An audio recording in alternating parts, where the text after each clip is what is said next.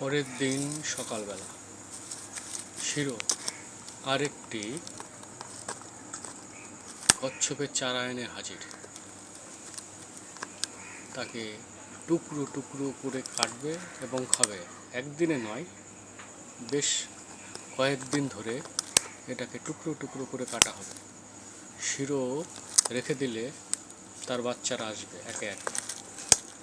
Nut, Paltu ও বিট্টু তারাও ধীরে ধীরে সময় পেলে এটাকে টুকরো টুকরো করে কাটবে।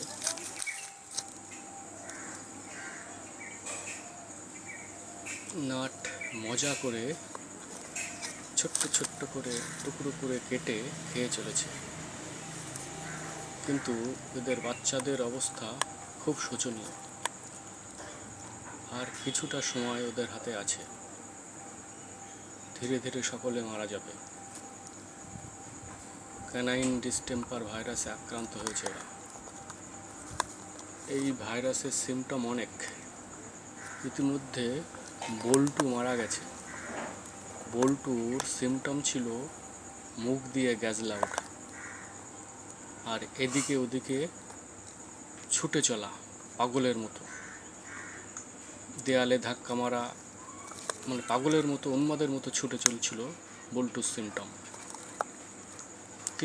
কিছুক্ষণ সময় ভালো, আবার মুখ দিয়ে গ্যাজলা ওঠার পরেই পাগলের মতো এদিক ওদিক ছুট। পরে বল্টু মারা গেল। এখন এদের প্রত্যেকের মধ্যে ওই ভাইরাস আক্রান্ত। এই ভাইরাসটা অনেকটা করোনা ভাইরাসের মতো। এর ছোঁয়া সর্দি, কাশি, লালা ইত্যাদি থেকে ভাইরাস সংক্রমিত হয় এবং যার যার মধ্যে সংক্রমিত হবে সকলেই মারা যাবে। যার ইমিউনিটি পাওয়ার বেশি থাকবে কেবলমাত্র সেই বেঁচে থাকতে পারবে। এর অনেক সিমটম ধীরে ধীরে প্রকাশ করব।